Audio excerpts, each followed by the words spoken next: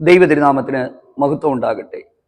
ആരാധനയിൽ സ്തുതിയുടെയും സ്തോത്രത്തിൻ്റെയും പാട്ടിൻ്റെയും പങ്കെന്താണ്, അല്ലെങ്കിൽ പ്രാധാന്യത എന്താണ്? സ്തുതിയുടെയും സ്തോത്രത്തിൻ്റെയും ശക്തി എന്താണ്? ഈ രണ്ട് കാര്യങ്ങൾ ദൈവവചനത്തിൽ നിന്ന് ചിന്തിക്കുവാനായിട്ട് പോവുകയാണ്. 33-ാം സങ്കീർത്തനം സ്തുതിയുടെ സങ്കീർത്തനമാണ്, അല്ലെങ്കിൽ സ്തോത്രത്തിൻ്റെ സങ്കീർത്തനമാണ്. ആര് ദൈവത്തെ സ്തുതിക്കണം, ആരാധിക്കണം, എങ്ങനെയെല്ലാം ദൈവത്തെ സ്തുതിക്കണം, ഈ കാര്യങ്ങൾ വളരെ മനോഹരമായി രേഖപ്പെടുത്തിയിരിക്കുന്ന ഒരു വേദഭാഗമാണ് 33-ാം സങ്കീർത്തനം. ഈ സ്തുതികളിന്മേൽ വസിക്കുന്നവൻ എന്നാണ് യഹോവയാം ദൈവത്തെക്കുറിച്ച് വിവരിച്ചിരിക്കുന്നത്.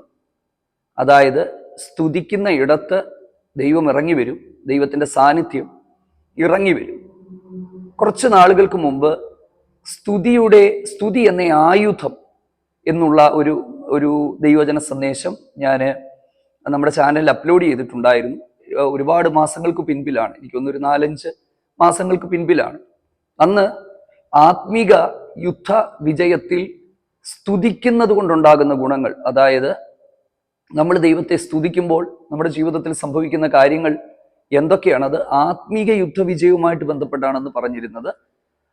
അത് വളരെ കുറച്ച് പേര് നിങ്ങളത് കേട്ടിട്ടുണ്ടാകും. ഇന്ന് നമ്മൾ സ്തുതിപ്പിൻ്റെയും സ്തോത്രത്തിൻ്റെയും ശക്തി എന്താണ് എന്നുള്ള കാര്യങ്ങൾ അല്പസമയങ്ങൾ ചിന്തിക്കുവാനായിട്ട് പോവുകയാണ്. ദൈവം നമ്മെ എല്ലാവരെയും സഹായിക്കട്ടെ. ഈ സ്തുതി സ്തോത്രം എന്നൊക്കെ പറയുമ്പം ചിലർക്കൊരു പുച്ഛമാണ്. അതായത് സ്തുതിപ്പ്, ദൈവത്തിന് സ്തോത്രം ചെയ്യുന്നു എന്നുള്ളത്. പക്ഷെ ഇത് അനുഭവിച്ചിട്ടുള്ളവർക്കും അതിൻ്റെ ശക്തി ജീവിതത്തിൽ കണ്ടിട്ടുള്ളവർക്കും അതിൻ്റെ വിലയറിയാം എന്നുള്ളതാണ്. ദൈവത്തെ മഹത്വപ്പെടുത്തുവാൻ, ദൈവത്തെ ആരാധിക്കുവാൻ നമ്മൾ സമയങ്ങൾ വേർതിരിക്കുമ്പോൾ ആ സമയത്ത് പാട്ടുകൾ പാടി സ്തുതിച്ച് സ്തോത്രം ചെയ്ത് ദൈവത്തെ മഹത്വപ്പെടുത്തുന്നത് വലിയൊരു സന്തോഷമാണ്. ഒന്നാമത്, ദൈവം അത് ഇഷ്ടപ്പെടുന്നു. 2, നാം ദൈവത്തെ അംഗീകരിക്കുകയാണ്. മൂന്നാമത്തേത്, സ്തുതിച്ചാൽ, ദൈവത്തെ മഹത്വപ്പെടുത്തിയാൽ ചില കാര്യങ്ങൾ സംഭവിക്കും. വളരെ വേഗത്തിൽ നമുക്ക് ആ ഭാഗത്തിലേക്ക് പോകാം. അനുഗ്രഹീതമായ തിരുവചന ചിന്തകൾ പരിശുദ്ധാത്മാവ് നമുക്ക് നൽകിത്തരട്ടെ. വളരെ പ്രാർത്ഥനയോടെ ഈ സന്ദേശത്തിലേക്ക് നിങ്ങൾ ശ്രദ്ധിച്ചാട്ടെ. 33-ാം സങ്കീർത്തനം ഞാൻ പറഞ്ഞു, ഇത് സ്തുതിയുടെയും സ്തോത്രത്തിൻ്റെയും പുതിയ പാട്ട് പാടുന്നതിനെയും സങ്കീർത്തനമാണ് എന്നുള്ളതാണ്. 33-ാം സങ്കീർത്തനത്തിൻ്റെ ആദ്യത്തെ 3 വാക്യങ്ങളിലേക്ക് നമ്മൾ പോകുമ്പോൾ നമ്മുടെ ആരാധനയിൽ ഉണ്ടാകേണ്ടുന്ന 3 കാര്യങ്ങൾ നമുക്കവിടെ കാണാനായിട്ട് പറ്റും. 1, ദൈവത്തിന് സ്തോത്രം ചെയ്യുക. 2, ദൈവത്തെ സ്തുതിക്കുക. 3, പുതിയ പാട്ട് പാടുക. എൻ്റെ വ്യക്തിപരമായ അനുഭവത്തിൽ നിന്ന് ഞാൻ 1-2 കാര്യങ്ങൾ നിങ്ങളോട് പറയാം. ഈ പല സമയത്ത് നമ്മൾ പ്രാർത്ഥിക്കാൻ പോലും കഴിയാതെ നിരാശപ്പെട്ട് ഭാരപ്പെട്ടിരിക്കുമ്പോൾ ചില സമയത്ത് നമ്മളൊന്ന് കുറച്ചു നേരം ദൈവത്തെ ഒന്ന് സ്തുതിച്ച് നോക്കിക്കേ, ദൈവത്തിനൊന്ന് സ്തോത്രം പറഞ്ഞു നോക്കിക്കേ. ഒരു വലിയ ദൈവശക്തി നമ്മളിൽ വ്യാപരിക്കുന്നതും ഒരു വലിയ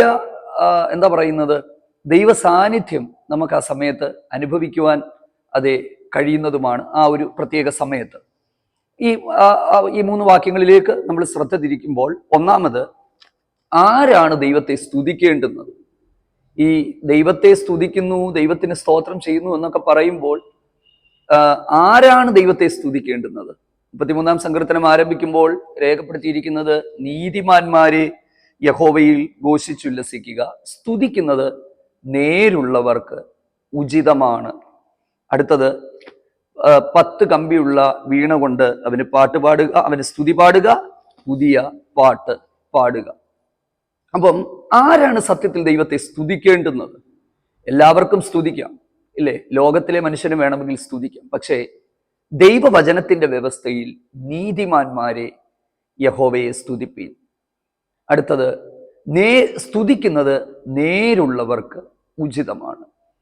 സത്യത്തിൽ ആ ദൈവിക നീതി ജീവിതത്തിൽ ലഭിച്ചവർ, ദൈവത്താൽ തെരഞ്ഞെടുക്കപ്പെട്ടവർ, പുതിയ നിയമ കാലത്തിലേക്ക് നമ്മൾ വരുമ്പോൾ യേശുക്രിസ്തുവിൻ്റെ പുണ്യാഹമായ പരിപാവനമായ രക്തത്താൽ വീണ്ടെടുക്കപ്പെട്ട അവൻ്റെ വിശുദ്ധന്മാർ. അവരാണ് ദൈവത്തെ സ്തുതിക്കേണ്ടുന്നത്. അവര് ദൈവത്തെ സ്തുതിക്കുന്നിടത്താണ് ദൈവത്തിന്റെ മഹത്വം വെളിപ്പെട്ടു വരുന്നത്. വിശുദ്ധ വേദപുസ്തകത്തിന്റെ ആരംഭം മുതൽ അവസാനം വരെയുള്ള കാലങ്ങൾ നമ്മൾ നോക്കിയാൽ സ്തുതിയുടെയും സ്തോത്രത്തിന്റെയും പാട്ടിന്റെയും പ്രാധാന്യത നമുക്ക് കാണാനായിട്ട് പറ്റും. ഈ സൃഷ്ടിപ്പിന്റെ സമയത്തു പോലും പ്രഭാത നക്ഷത്രങ്ങൾ ഭൂമിക്ക് അടിസ്ഥാനമിടുമ്പോൾ ഘോഷിച്ചുല്ലസിച്ചു എന്നാണ് നമ്മൾ കാണുന്നത്. ചെങ്കടൽ കടന്നപ്പോൾ മിര്യാം അടക്കമുള്ളവർ സ്തുതിച്ച് പാട്ടുകൾ പാടുന്നതായിട്ട് നമുക്ക് കാണാനായിട്ട് പറ്റുന്നുണ്ട്. 2 ദിനവൃത്താന്തം 20-ാം അധ്യായത്തിന്റെ 22-ാമത്തെ വാക്യത്തിൽ അവർ സ്തുതിച്ചു തുടങ്ങിയപ്പോൾ ശത്രുക്കളുടെ മേൽ ദൈവം അവർക്ക് ജയം കൊടുത്തു എന്നാണ് കാണുന്നത്. സ്തുതിച്ചു തുടങ്ങിയപ്പോൾ, അല്ലെങ്കിൽ അവർ പാടി സ്തുതിച്ചു തുടങ്ങിയപ്പോൾ. അതെന്താണ് സംഭവം? യഹോശാഫാത്ത് എന്ന് പറയുന്ന യഹൂദയുടെ രാജാവ്, അദ്ദേഹം ഒരു വലിയ പ്രതിസന്ധിയിൽ അകപ്പെട്ടു. മോവാബ്യരും അമ്മോന്യരും മെയൂര്യരും അടക്കമുള്ള ഒരു വലിയ ജനത, ഒരു വലിയ സമൂഹം ഈ യഹൂദയ്ക്ക് നേരെ യുദ്ധം ചെയ്യുവാനായിട്ട് വന്നപ്പോൾ എന്ത് ചെയ്യണമെന്നറിയാതെ അദ്ദേഹം പ്രയാസപ്പെട്ട് ഭാരപ്പെട്ട് ഒരു ഉപവാസമൊക്കെ നിയമിച്ച് ദൈവസന്നിധിയിൽ പ്രാർത്ഥിച്ചപ്പോൾ ദൈവം അവർക്കൊരാലോചന കൊടുത്തു. കൊടുത്ത ആലോചന എന്ന് പറയുന്നത്, വിശുദ്ധാലങ്കാരം ധരിച്ച പാട്ടുകാർ മുൻപിൽ നടക്കട്ടെ, അവർ ദൈവത്തെ സ്തുതിക്കട്ടെ. അങ്ങനെ യഹോശാഫാത്ത് കിട്ടിയ ദൈവാലോചന പ്രകാരം കാര്യങ്ങൾ ചെയ്തു. വിശുദ്ധ അലങ്കാരം ധരിച്ചവർ ശത്രുക്കളെ കണ്ടപ്പോൾ പാടി ദൈവത്തെ സ്തുതിച്ചു. ദൈവം വലിയൊരു ജയം കൊടുത്തു. കണ്ടോ, ഒരൊറ്റ സ്തുതിപ്പിന്റെ അകത്ത് ഒരു വലിയ ജയം അവർക്ക് ദൈവം നൽകി കൊടുത്തു.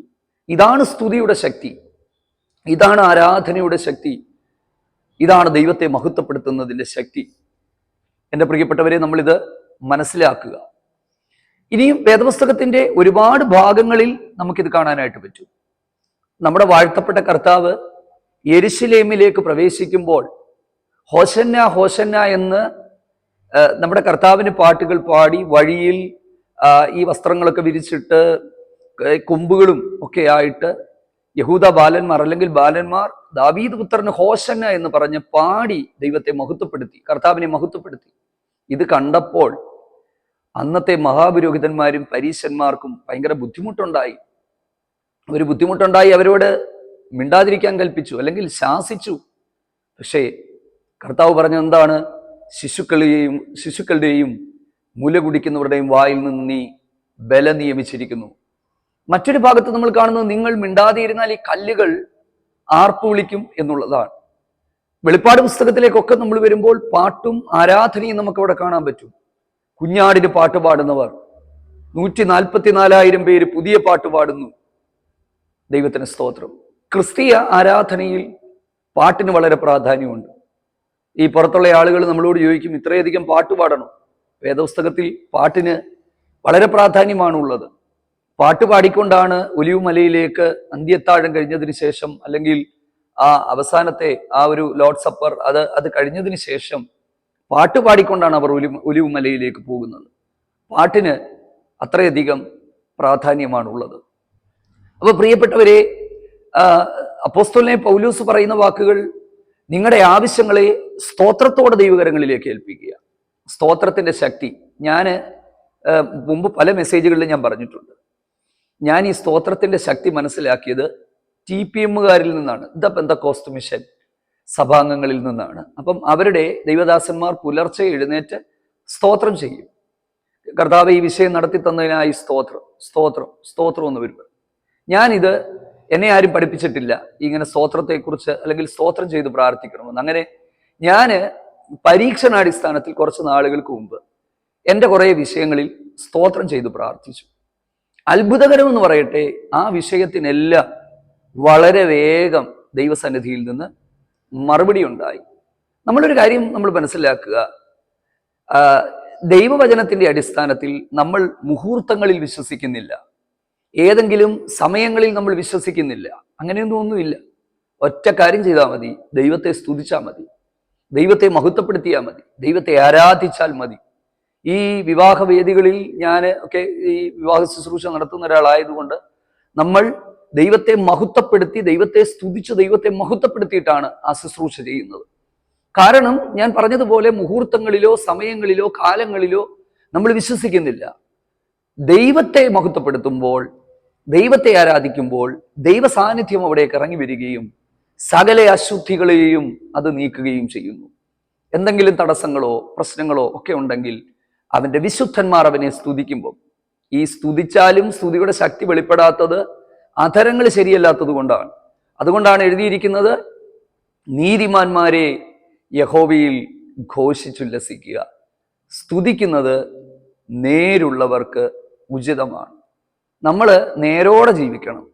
ഒരു വായിൽ നിന്ന് സ്തുതിയും തെറിയും വരാനായിട്ട് പാടില്ല. അതാണ് നമ്മൾ പ്രത്യേകം ശ്രദ്ധിക്കേണ്ട ഒരു കാര്യം. അങ്ങനെ വരുന്ന സ്തുതിയൊന്നും സ്വർഗത്തിലെ ദൈവം സ്വീകരിക്കില്ല. അവിടെ ദൈവത്തിന്റെ സാന്നിധ്യം ഇറങ്ങി വരികയുമില്ല. അപ്പോൾ സ്തുതിക്കുന്നത് നേരുള്ളവർക്ക് ഉചിതമാണ്. പുതിയ പാട്ട് പാടുക, പാട്ടുകൾ പാടുക, ദൈവത്തെ മഹത്വപ്പെടുത്തുക. പാട്ടുകൾ പാടുക എന്ന് പറഞ്ഞാൽ കേവലം വാക്കുകൾ കൊണ്ട് മാത്രമല്ലേ, ആത്മാവിൽ നിറഞ്ഞുകൊണ്ട് സങ്കീർത്തനങ്ങളാലും സ്തുതികളാലും ആത്മീയ ഗീതങ്ങളാലും തമ്മിൽ പാടിയും നമ്മുടെ ദൈവത്തിന് മഹത്വം കൊടുത്തുകൊണ്ട് ജീവിക്കുക.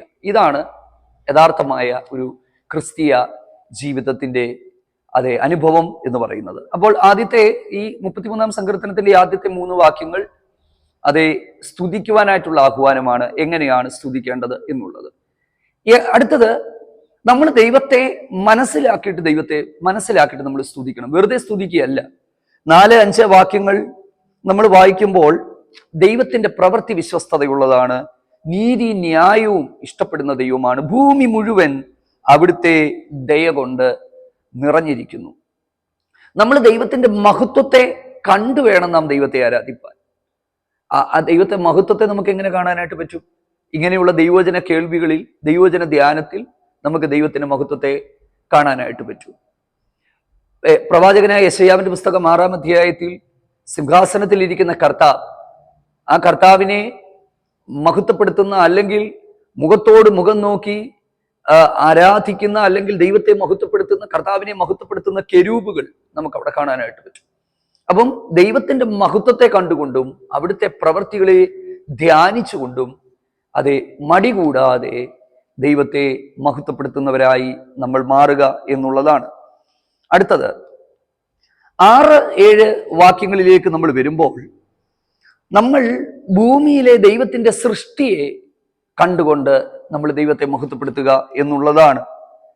അവിടുത്തെ വചനത്താൽ ആകാശവും ഭൂമിയും ഒക്കെ ഉണ്ടായി, സകല സൈന്യം ഉണ്ടായി, സമുദ്രത്തിലെ വെള്ളത്തെ കൂമ്പാരമായി കൂട്ടുന്നു. നമ്മൾ ഈ പ്രകൃതിയിലേക്ക് നമ്മളൊന്ന് നോക്കിയാൽ, ഈ പ്രകൃതിയിലെ ദൈവത്തിന്റെ പ്രവർത്തികളെ കണ്ടിട്ട് നമുക്ക് ദൈവത്തെ മഹത്വപ്പെടുത്തുവാനായിട്ട് കഴിയും. അന്നേരം കുറച്ചുകൂടി ആഴമായി സമുദ്രത്തിലെ വെള്ളത്തെയൊക്കെ കൂമ്പാരമായി കൂട്ടുന്നു എന്ന് പറയുമ്പോൾ, ഈ കടലിലെ വെള്ളത്തിന്, അല്ലെങ്കിൽ കടലിലെ വെള്ളത്തിന് ഒരു അതിരവിടുന്ന് ഇട്ടു എന്നാണ് നമ്മൾ വചനത്തിൽ വായിക്കുന്നത്. ഇതിനപ്പുറത്തേക്ക് നീ വരരുതെന്ന് പറഞ്ഞിട്ടാണ് പറയുന്നത്, സമുദ്രത്തിന് ദൈവം അതിർ വെച്ചത്. അപ്പം ഇങ്ങനെയുള്ള കാര്യങ്ങൾ മനസ്സിലാക്കി നോക്കിക്കൊണ്ട് നമ്മൾ ദൈവത്തെ സ്തുതിക്കുക. 12 മുതൽ 19 വരെയുള്ള വാക്യങ്ങൾ, ആ വാക്യങ്ങളിലേക്ക് നമ്മൾ വരുമ്പോൾ അവിടെ ദൈവജനത്തോടുള്ള ദൈവത്തിന്റെ കരുതലുകൾ കണ്ട് മനസ്സിലാക്കി നമ്മൾ ദൈവത്തെ മഹത്വപ്പെടുത്തുക. അവിടെ എഴുതിയിരിക്കുന്നത്, യഹോവ തനിക്ക് അവകാശമായി തെരഞ്ഞെടുത്ത ജനം ഭാഗ്യമുള്ളത് എന്നുള്ളതാണ്. എൻ്റെ പ്രിയപ്പെട്ടവരെ, നമ്മൾ നമ്മുടെ ജീവിതത്തിലേക്കൊന്ന് തിരിഞ്ഞു നോക്കിയാൽ ദൈവത്തെ മഹത്വപ്പെടുത്തുവാൻ ധാരാളം കാരണങ്ങൾ നമുക്ക് അതിൻ്റെ അകത്തുണ്ട്. ഞാൻ സാധാരണ പറയുന്നത് പോലെ, കിട്ടാത്തതിനെ കുറിച്ച് ഓർത്ത് പിറുപിറുത്ത് കരയാതെ, കിട്ടിയതിനെ കുറിച്ച് ഓർത്ത് നമ്മൾ ദൈവസന്നിധിയിൽ നന്ദിയുള്ളവരാകണം. ഇസ്രായേലിനെ കുറിച്ചാണ് പറഞ്ഞത്. ഇസ്രായേലിന്റെ തെരഞ്ഞെടുപ്പ് ഓർക്കുമ്പോൾ ദൈവത്തിന് നന്ദിയുള്ളവരാകണം. ഞാൻ എൻ്റെ സാക്ഷ്യം പലതവണ നിങ്ങളുമായിട്ട് പങ്കുവച്ചിട്ടുണ്ട്. നമ്മുടെയൊക്കെ ജീവിതം ഒന്ന് നോക്കിക്കേ. എൻ്റെ സ്നേഹിതരും എൻ്റെ കൂട്ടുകാരും എന്നോടൊപ്പം പഠിച്ച പലരും ഈ ലോകത്തിൽ നിന്ന് മാറ്റപ്പെട്ടു പോയി.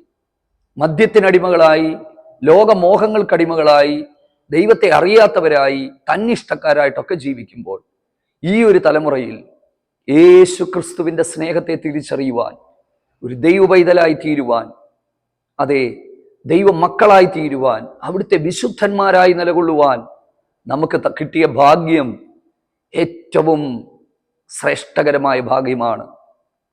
ദൈവത്തിന് സ്തോത്രം. പ്രവാചകനായ യെഹെസ്കേലിന്റെ പുസ്തകത്തിലാണെന്ന് തോന്നുന്നു അവിടെ ഒരു ഭാഗം എഴുതിയിട്ടുണ്ട്.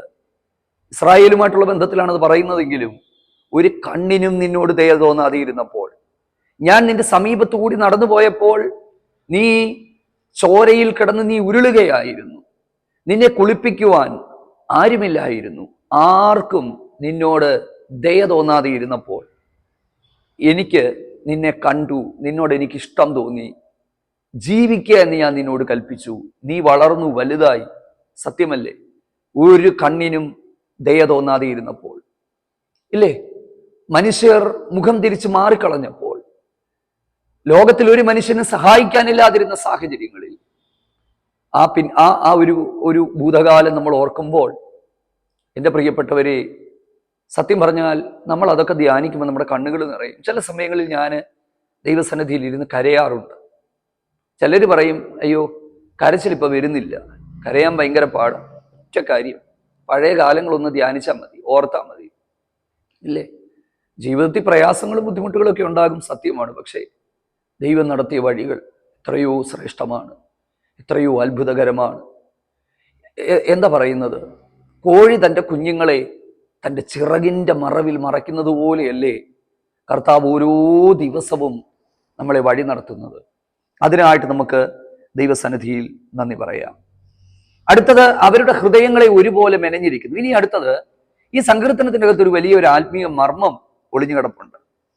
16, 17, 18 വാക്യങ്ങളിലേക്ക് വരുമ്പോൾ, സൈന്യ ബഹുത്വത്താൽ രാജാവ് ജയം പ്രാപിക്കുന്നില്ല, ബലാധിക്യം കൊണ്ട് വീരൻ രക്ഷപ്പെടുന്നില്ല, ജയത്തിന് കുതിര വ്യർത്ഥമാകുന്നു.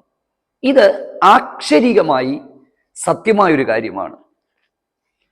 സൈന്യം കൊണ്ട് രാജാവ് രക്ഷപ്പെടുന്നില്ല, കുതിര കൊണ്ട് ബലവാൻ രക്ഷപ്പെടുന്നില്ല. എൻ്റെ പ്രിയപ്പെട്ടവരെ, നമ്മൾ ഈ പഠിക്കേണ്ട കുറച്ച് പാഠങ്ങളുണ്ട്. ഞാനും പഠിക്കണം, നിങ്ങളും പഠിക്കണം. നമ്മളെല്ലാം പഠിച്ച് തികഞ്ഞു ഉള്ള ധാരണയിലല്ല ഇരിക്കേണ്ടുന്നത്. പഠിക്കാൻ ഒത്തിരി കാര്യങ്ങളുണ്ട്. നമ്മൾ ഈ ജീവിതാനുഭവങ്ങളിലേക്ക് നമ്മൾ നോക്കണം. ഈ മനുഷ്യന് ചിന്തിക്കുന്നത് പണം, സൗകര്യങ്ങൾ, പ്രതാപങ്ങൾ എല്ലാം ആയാൽ എല്ലാം സാധിച്ചു. അക്ഷരാർത്ഥത്തിൽ തെറ്റാണത്. ഞാൻ ഒത്തിരി അനുഭവങ്ങൾ ഉണ്ടെങ്കിൽ ഇതൊരു സോഷ്യൽ മീഡിയ ആയതുകൊണ്ട് എനിക്ക് പങ്കുവെക്കാനുള്ള ബുദ്ധിമുട്ടുണ്ട്. ഈ നമ്മുടെ സാഹചര്യങ്ങൾ വേണം, നല്ല സാഹചര്യങ്ങൾ നമുക്ക് വേണം. പക്ഷേ സാഹചര്യത്തിന് അതീതമായിട്ടാണ് ദൈവം പ്രവർത്തിക്കുന്നത്. ജീവിതത്തിൽ എല്ലാ സൗകര്യങ്ങളും ഉണ്ടായിട്ടും, എല്ലാ ചുറ്റുപാടുകളും ഉണ്ടായിട്ടും, ഈ എന്താ പറയുന്നത്, എല്ലാറ്റിനുമുള്ള സാധ്യതകൾ ഉണ്ടായിട്ടും ഒന്നും നടക്കാത്തവരുണ്ട്. ഇതൊന്നുമില്ലെങ്കിലും ദൈവം വഴി നടത്തുന്നവരുണ്ട്. അപ്പം ഈ കുതിര കൊണ്ട് രക്ഷപ്പെടുമെന്നും പണം കൊണ്ട് രക്ഷപ്പെടുമെന്നും സൗകര്യങ്ങൾ കൊണ്ട് രക്ഷപ്പെടുമെന്നും ഒക്കെയുള്ള ധാരണ തെറ്റായ ധാരണയാണ്. യഹോവയുടെ ദൃഷ്ടി തൻ്റെ ഭക്തന്മാരുടെ മേലും ദയയ്ക്കായി പ്രത്യാശിക്കുന്നവരുടെ മേലും ഇരിക്കുന്നു. ഞാൻ കഴിഞ്ഞ ദിവസം ഈ ദൈവവചനം ധ്യാനിച്ചുകൊണ്ടിരുന്നപ്പോൾ എൻ്റെ മനസ്സിലേക്ക് കുറച്ചധികം ചിന്തകൾ പരിശുദ്ധാത്മാവ് നൽകി തന്നു. അടുത്ത ദിവസങ്ങളിൽ ഞാൻ നിങ്ങളുമായിട്ട് പങ്കുവെക്കാം. ദൈവത്തിന് ആവശ്യം വിശ്വാസിയല്ല, ദൈവത്തിന് ആവശ്യം ഭക്തനെയാണ്. ഇന്ന് വിശ്വാസികൾക്ക് ഒരു കുറവുമില്ല, പ്രസംഗകർക്ക് കുറവില്ല, പാട്ട് പാടുന്നവർക്ക് കുറവില്ല. യൂട്യൂബ് നോക്കിയാലും ഫേസ്ബുക്ക് നോക്കിയാലും പവർ വിഷൻ നോക്കിയാലും എല്ലായിടത്തും ധാരാളം പ്രസംഗകരാണ്, ഇഷ്ടംപോലെ പാട്ടുകാരാണ്. പക്ഷെ ദൈവത്തിന് ആവശ്യം വിശ്വാസികളെയല്ല, ഭക്തന്മാരെയാണ്. കാരണം പാപം അതിൻ്റെ എന്താ പറയുന്നത് ഏറ്റവും ഉന്നതികളിലേക്ക് പൊയ്ക്കൊണ്ടിരിക്കുകയാണ്. നിങ്ങളൊക്കെ സമൂഹ മാധ്യമങ്ങൾ ശ്രദ്ധിക്കുന്നവരാണെങ്കിൽ കഴിഞ്ഞ ദിവസങ്ങളിൽ പരസ്യമായി ഒരു സമൂഹ മാധ്യമത്തിൽ അല്ലെങ്കിൽ വന്ന വാർത്തയാണ്, മെയിൽ പ്രോസ്റ്റിറ്റ്യൂട്ട്സ്, പുരുഷകാമി. ഈ വേശ്യ സ്ത്രീകൾ എന്ന് പറയുന്ന പ്രയോഗം നമുക്കറിയാം. പക്ഷെ ഒരു പുരുഷൻ ഒരുത്തൻ വന്നിരുന്ന് പറയുകയാണ്, ഞാൻ മെയിൽ പ്രോസ്റ്റിറ്റ്യൂട്ട്സ് ആണ്. അങ്ങനത്തെ കുറച്ച് കാര്യങ്ങൾ പറയുന്ന ഒരാളെ കുറിച്ച് ഞാൻ കണ്ടു. അത് കണ്ടപ്പോൾ ആൾക്കാർ അതിന്റെ താഴെ കമന്റ് ചെയ്തിരിക്കുന്നു, അയ്യോ ഇങ്ങനെയും ഉണ്ടോ സമൂഹത്തിൽ? ഉണ്ട്. പുരുഷകാമികൾ നൂറ്റാണ്ടുകൾക്ക് മുമ്പ് ദൈവവചനത്തിന്റെ അകത്ത് പരിശുദ്ധാത്മാവ് രേഖപ്പെടുത്തിയിരിക്കുന്നതാണ്. അപ്പൊ ഇതൊക്കെ കൂടും. ഇതൊക്കെ ഇങ്ങനെ സമൂഹത്തിൽ ഇങ്ങനെ നമ്മുടെ മുമ്പിൽ കൂടി ഇങ്ങനെ പൊക്കോണ്ടിരിക്കുമ്പോൾ, എൻ്റെ പ്രിയപ്പെട്ടവരെ, നാമും നമുക്ക് ദൈവം തന്ന തലമുറകളും ദൈവഭക്തന്മാരായി ജീവിക്കുക എന്നുള്ളതാണ്. യഹോവയുടെ ദൃഷ്ടി തൻ്റെ ഭക്തന്മാരുടെ മേലാണ് ഇരിക്കുന്നത്, വിശ്വാസികളുടെ മേലല്ല. വിശ്വാസി ആർക്കും ആകാൻ പറ്റും. ഏതെങ്കിലും ഒരു സഭയുടെ രജിസ്റ്ററിൽ അംഗത്വം എടുത്ത് മറ്റുള്ളവരുടെ മുമ്പിൽ നമുക്കൊരു വിശ്വാസിയായി ജീവിക്കാൻ പറ്റും. പക്ഷേ ഭക്തനെ ദൈവമാണ് അറിയുന്നത്. നമുക്കൊരു ഭക്തന്മാരാകാം. ഞാൻ ഇതിനെക്കുറിച്ച് അടുത്ത ദിവസങ്ങളിൽ കുറച്ചുകൂടെ വിശാലമായിട്ട് നമുക്ക് ചിന്തിക്കാം. കർത്താവ് നമുക്ക് നല്ല നല്ല ആലോചനകൾ നമുക്ക് നൽകി തരട്ടെ. എന്തിനാണ് മരണത്തിൽ നിന്ന് അവരെ രക്ഷിക്കുവാൻ, അവരുടെ പ്രാണനെ, ദൈവത്തിന് സ്തോത്രം, മരണത്തിൽ നിന്ന് രക്ഷിക്കുവാൻ, ക്ഷാമത്തിൽ നിന്ന് അവരെ വിടുവിക്കുവാനാണ്. പ്രിയപ്പെട്ടവരെ, ഒരു ദൈവ ഭക്തന്മാരായി നമുക്ക് തീരാം. സമയം മുമ്പോട്ട് പോയി. പിന്നീട് ഈ സങ്കീർത്തനത്തിന്റെ ഏറ്റവും ഒടുവിലത്തെ 2-3 വാക്യങ്ങൾ പ്രാർത്ഥനാ വാചകങ്ങളാണ്. ദൈവത്തിൽ ആശ്രയിപ്പാനായിട്ടുള്ള ആഹ്വാനവും അതിനുള്ള ചില പ്രാർത്ഥനകളുമാണ് നമ്മൾ അവിടെ കാണുന്നത്. അതുകൊണ്ട് ദൈവഭക്തന്മാരായിരിക്കുക, വിശ്വാസിയാകാനല്ല, ദൈവഭക്തനായിരിക്കുക. നീതിമാന്മാരെ യഹോവയിൽ ഘോഷിച്ചുല്ലസിക്കുക, സ്തുതിക്കുന്നത് നേരുള്ളവർക്ക് ഉചിതമാണ്. കർത്താവ് നിങ്ങളെല്ലാവരെയും ധാരാളമായിട്ട് അനുഗ്രഹിക്കട്ടെ. ഈ ഒരു തലമുറയിൽ ദൈവഭക്തന്മാരായി നമുക്ക് തീരാം. ആമേൻ. God bless U.